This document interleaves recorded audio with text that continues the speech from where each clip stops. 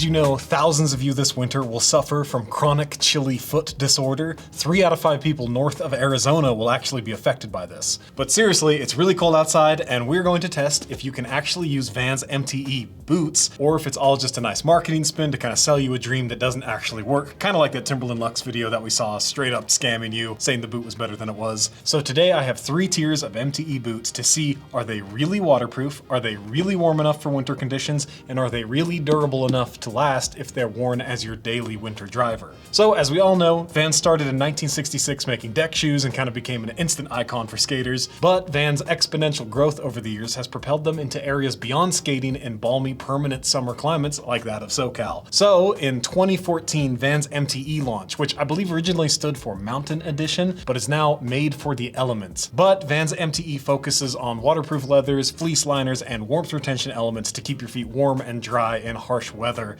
instead of, the classic skate shoes that they are. So what are the shoes that we have? So the first one, we have the Vans. The style is mid-slip insulated shoe. They weigh 14 ounces. They cost $105 and they're made in Vietnam. The positioning from the website says, with a water repellent upper and insulation package, the mid-slip insulated shoe is a contemporary cold weather classic. Experience the perfect blend of slip-on convenience and all-weather protection to last all winter long. I'm gonna refer to this as the slip-on for the rest of the video. On to the next one. So this is Vans. The style is the Sk8-Hi Waterproof insulated shoe. Weighs 1 pound, 5 ounces. It retails at $145. It's also made in Vietnam, and the positioning from the website says, winter days are unpredictable, but the Sk8-Hi Waterproof is ready for anything. Featuring HydroGuard 360-degree waterproofing, 100-gram Primaloft insulation, and an all-track outsole, this cold weather classic keeps you warm and comfortable no matter what the forecast throws your way. I'm gonna refer to this as the Sk8-Hi for the rest of the video. And the last one, we have the Vans Sk8-Hi Gore-Tex insulated shoe. The weight is 1 pound, 7 ounces. It retails at a steep $180. It's also made in Vietnam, and the positioning says, when the weather goes from good to bad, the Sk8-Hi Gore-Tex is there for you. This insulated take on our classic high-top silhouette has everything you need to take on winter. Breathable Gore-Tex waterproofing, 200-gram Duratherm insulation, and a grippy all-track outsole.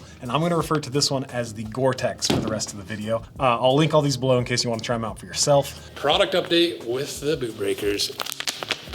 So, after some feedback from you guys, this was our original boot breaker material, just some veg tan, but it's a little too smooth on top. We decided to go with a slightly adjusted leather where we got a little bit of a buff top. So come on over here. Now you can see the difference between the old 5mm versus the new. And the nice thing about these is they take up room inside your boots. So if you got a boot that's too big, or you want a shoe that feels more like a true heritage boot, you just throw one of these in there and it solves all your problem. They don't stink to this veg tan. Don't forget, we also have our regular foam boot breakers with the big thick mattresses in the green, the medium thickness in the blue, and the OG boot breakers at 2mm. These are the ones that really started this whole thing, where we just made a little insole you can slide in any heritage boot without changing the size. It's just 2mm thick. Give you a little bit of squish, help you break in the boots, and you can keep them in the boots if you want. That's where the whole name boot breaker came from. So that's it for the product update. Product update. So first test up is the splash test, because you can try to be dry as much as possible till that one puddle sneaks up on you and ruins your whole lifestyle. So what we did, we straight up just poured a cup of water on them to see what happened. And the slip-on, it passed, nothing soaks in, it all just beads off, and it's good because it's suede, so I was a little worried. The Sk8-Hi, it also passed, nothing soaks in. It's also good because it's not just suede, it also has like canvas panels on it, which seems like a weird choice for water soaking into both suede and canvas. On the Gore-Tex, it also passed, which I hope it would because it's Gore-Tex, you got the whole name brand on it.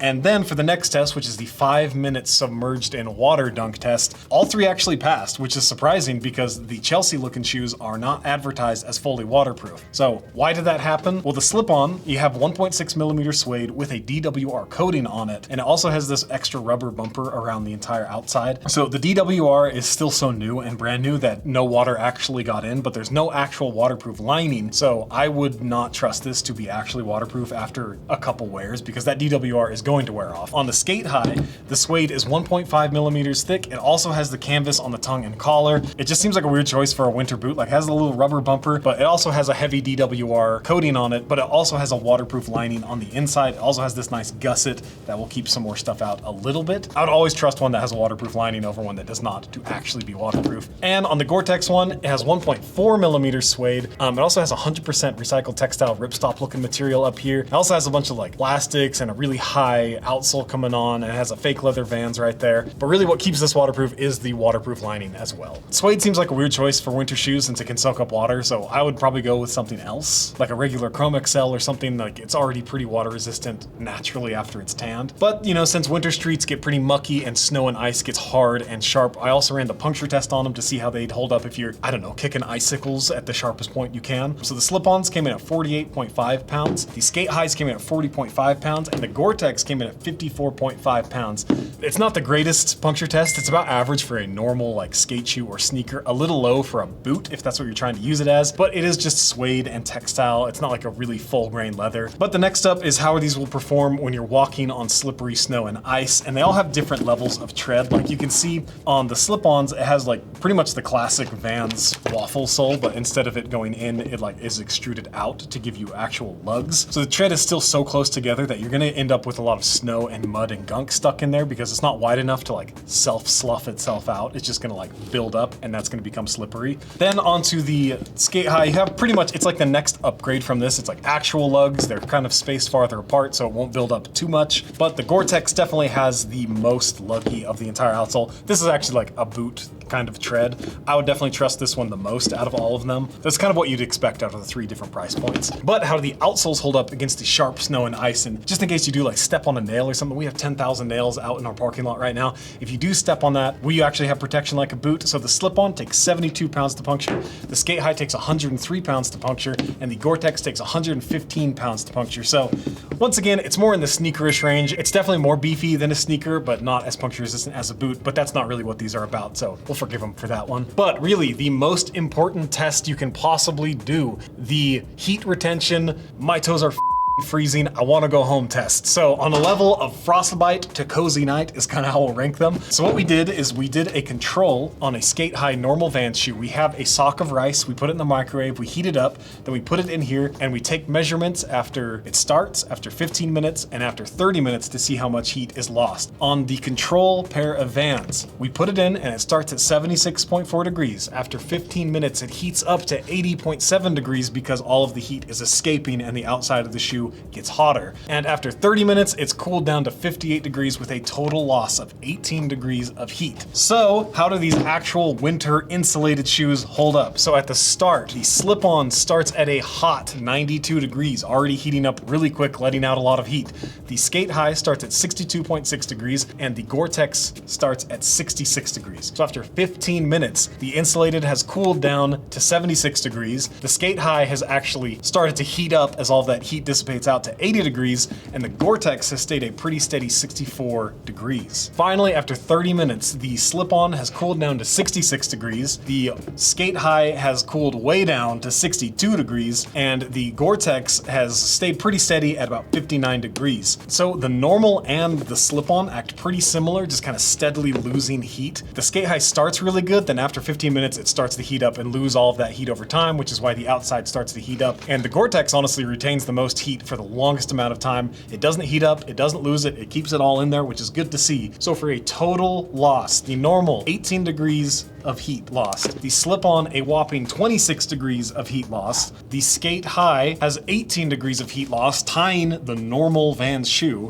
and the Gore-Tex only has 7 degrees of heat lost. So all of these results are because of the amounts of insulation in the shoes. Like the slips say they have 100 grams insulation, but it loses way more heat than the normal Vans, which just have a little bit of foam in there. The Sk8-His have 100 gram Primaloft, which is a solid name brand insulator, and you can see the difference in these two, but they are very similar with the regular one again. So I don't know, that's just weird results. Like they're insulated, but you might as well just wear normal Vans. You're gonna be just as cold. But if you go to the Gore-Tex, it has 200 grams, so it has double the amount of insulation as both of these. It has Duratherm, it's a name brand insulation, I'm pretty sure, and it has a polar fleece style collar. It keeps in the most heat. If you're going for heat, go for this one because these are pretty much the same as wearing a normal Vans. You're gonna be freezing in them. That's it for the winter tests. Let's cut these all in half and kind of see what else is going on, if they have any other surprises hiding inside or can keep your feet warmer from the bottom. I don't know. Let's cut them in half. Our laces have been some of the most popular products of our entire year. So we decided to make some belts out of that exact same lace tannage, still on the micro adjust system. And it's the exact same tannage. So it's like the lace thickness, but like 10 times the thickness. These are gonna be some tough belts and you get to match your laces, kit out your boots. Check them out below.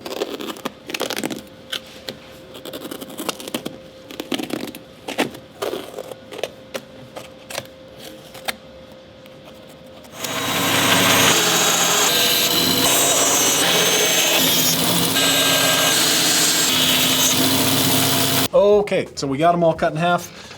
Make sure to like, comment, subscribe, do all that free stuff you can do to support us, because we're buying $400+ to do this one video. So that helps us out a ton. Go check out our store with all of our handmade leather goods that are just made right over my shoulder. So let's see what's inside.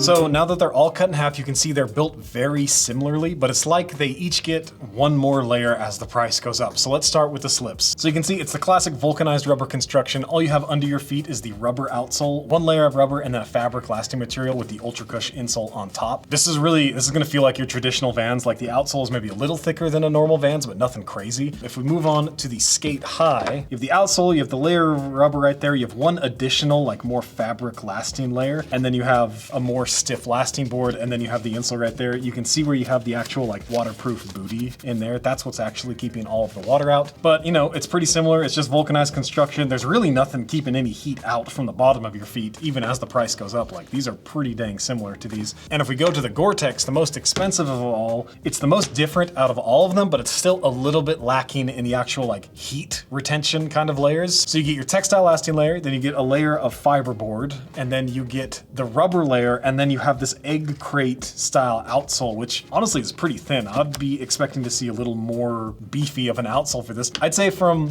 just the guts right here down, nothing on the upper, this is built exactly like a $150 boot. Like, so I guess it's about on par with that kind of boot. It's going to feel the most stiff and bootish out of the bunch, but the voids are a little bit concerning. Like if you use this as a real boot, they're pretty soft. They're gonna bottom out and wear down at a faster rate. It is harder than the other two Volks, but I would have liked to see a little more foam or something in there. Like you can see Vans clearly spent all of their money on the upper of this, keeping it waterproof. But at this price point, under $200, it's kind of a shell game. It's a little disappointing to see a around $200 boot with nothing really under the foot. I came into this being like, oh, it's about average for the price, but your average Vans is $85. And I think the changes they made to these, and with all the test results, it's just about the same Vans with maybe a little bit more foam on the upper. And like, oh, you get this fleece lining instead of the canvas and fake leather.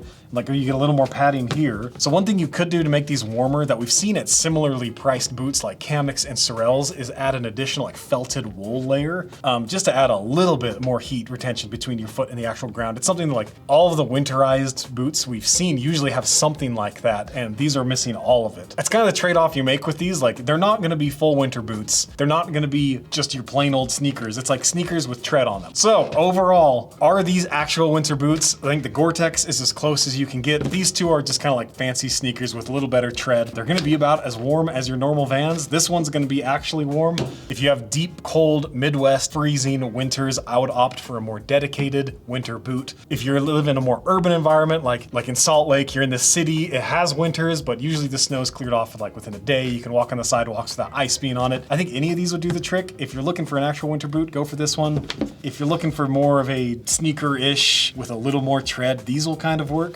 Let me know what other like of these like skate-inspired winter-ish shoes we should do. They're like not full winter boots, not full sneakers, somewhere in the middle. I'd love to test more of them. Using the heat gun was sick. I know DC has some crazy looking ones. Like all of these brands that have kind of branched into like snowboarding also have like these like faux winter boots. So let me know what else we should do. If you have deep cold winters, I might pass on all of these, but if you have chill winters and just want to look good with a little more tread, go for them. That's what I would say, but buyer beware a little bit on these ones. Anyways, that's it for me. Check it out. I can stand up on 2 feet.